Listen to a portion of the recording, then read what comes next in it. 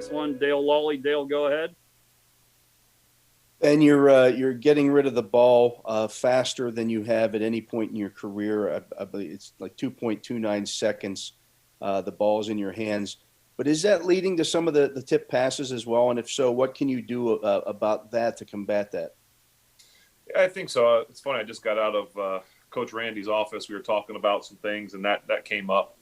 And obviously, when you do the RPO game, the run pass option, the ball's going to have to come out quick because it's a run kind of play, and so you've got to get the ball out quick. Sometimes the blocking is not there, and sometimes when you're throwing a lot of the underneath stuff and quick routes, the ball has got to come out of your hands quick, and it's going to obviously be a lower pass. And I think Coach Tomlin says all the time, if you're not going to get home, get your hands up.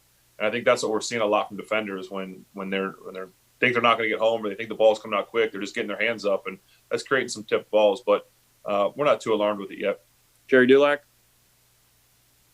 Ben, good morning. A little two-part question for you. One, were you surprised in a game in which you never trailed and even led by 20 that you threw the ball 49 times? And in regards to the quick passing game, is there an art to it, and have you taken it to another level? Well, good morning, Jerry. Thank you for the two-part question. Sure. It's very tricky early in the morning to have two-part questions, but I'll try and do my best. We don't go into a game saying, how many times we're going to throw it, trying to keep it under a certain number or get to a certain number or runs.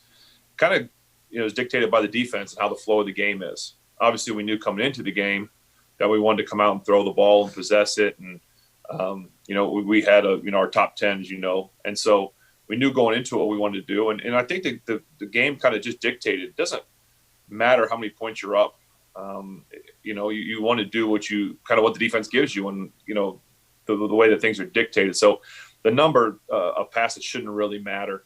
And as it comes to quick game, I think that's kind of always I've always tried to be really good at it. I think it's having big hands helps. Because you can't always grab the laces. I think one of the most underrated things that people probably won't talk about is to be good in the quick game, you have to have a good snap. And so with Pouncey, he snaps a spiral. You can catch it. You don't need the laces, but you're going to catch a good snap, and the ball can come out quick. I think that's very underrated when it comes to the quick game. Mike Pursuta. Another two-parter for you, Ben, since you handled that one so well. When you face a team that's putting 10 or so guys across the line and they're blitzing from everywhere, what are you most concerned about in that situation, and what is most exploitable? Yeah, that's another thing we're talking about.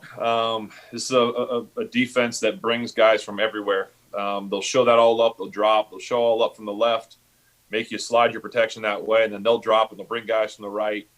So it's going to be one of those games where we're going to have to be able to keep everybody in at times. And just because you're keeping everybody in still doesn't mean you have all day to throw it. The ball still has to get out of your hand in a timely manner. So it's not an easy thing to do. Sometimes you have to get lucky. You've got to, have the right protection called even into a blitz. Sometimes you can pick it up. You get the ball out of your hands, and it's one-on-one on the outside with no help. And we like those matchups too, because we've got some slippery guys at receiver that can make guys miss. And every once in a while you take that shot over the top knowing that there might not be safety back there. So there's some things you can try and exploit. The key is always to protect long enough to do that. Joe Rudder. Could you guys, maybe not saying you're going to throw it as many times, but try the same tactic against Baltimore where you want to possess the ball and keep Jackson off the field as much as possible?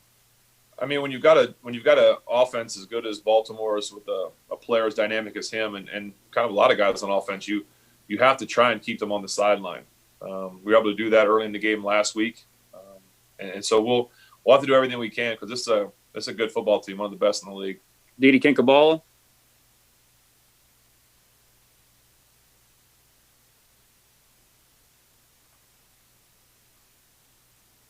Mark Caboli.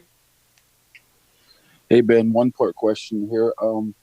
With the secondary, they have obviously a couple all-pros. How important is it for the receivers to do what they do? And is this their biggest challenge to date? I mean, arguably, I think there was an article this morning or yesterday at some point talking about the best tandems in the league, and these guys were at the top of the list. And Jimmy Smith, I don't even think was considered in that the tandem. If it's the third guy, and so just some really good football players. Ball hawks, guys that know how to play it, that can strip it. There's just a lot of challenges facing us this week in the pass game. And that's also saying that you have time to just sit and throw it. Our guys are going to all have to be involved. That's going to be the key, I think, is we're going to have to try and find the best matchup and just kind of see where it goes from there. And I'm going to have to be smart, make good decisions, and our guys are going to have to run good routes in order to have a chance. Jeff Hathorn. Morning, Ben. Morning. How would you define this rivalry? Well, it's tough. It's a physical one. It can be nasty at times. But I've always felt as many times as my nose has been broke, we've had injuries. It's been a close game. It's always been football in its truest form in the sense that it's never dirty. It's never been nasty. It's just been hard-nosed football. And so this is one you always want your bye week to be after. Brooke Pryor. Hey, Ben, how close are you guys to playing a complete game for the offense to be as good as you guys think it can be, especially after it seems like you guys have built week after week. Titans first half especially looked really good. How close are you to playing a complete game? I think we have a long way to go. We're still trying to improve every week, and it starts with me. I have to get better, and I'll keep trying to do that. But it's not going to be any easier this week because facing one of the best defenses in the game. Will Graves. Hey, Ben, yesterday Mike T talked about being in the game of the week for the third straight week. But, look, you two teams have sort of shown to be maybe the best in the division. Does this have a different vibe than maybe the last couple just because of the history? And does it sort of feel maybe sort of proper that you guys are seeing each other now maybe at the top of your games? Well, I think this is what, football fans want. It's what the NFL wants. I didn't get to play them last year.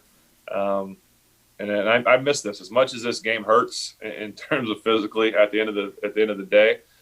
You miss this rivalry because it is fun. It's like I said, it's football in its purest form, and so it should be a good matchup. We'll have our hands full. Jenna Harner. Ben, there's a lot of focus on the defense in these matchups. Cam kind of just told us that, defense is usually going to win this game. You touched on a couple things, but as an offense, what's your guys' biggest focus this week so that you guys are the ones winning the game? Well, there's no offense wins or defense wins. The team wins. And that's what's important about this team is that we do it together, all three phases. Offensively, we can't turn it over. That starts with me, and we got to score points. Chris Adamski. Ben, with the RPOs and with the emphasis or your result if you get the ball out quicker, do you have the option? Are there always receivers that are running deeper routes and the defense is giving you the underneath stuff, or is it more of an emphasis by you to keep underneath, or is it the offense not even really designed on many, not all the time, but on a lot of plays, situations, not to have receivers go too deep? No, just every play is different. Some plays we have guys going deep, some plays we don't. Sometimes the defense has guys deep, and sometimes they don't. Ray Fittipaldo.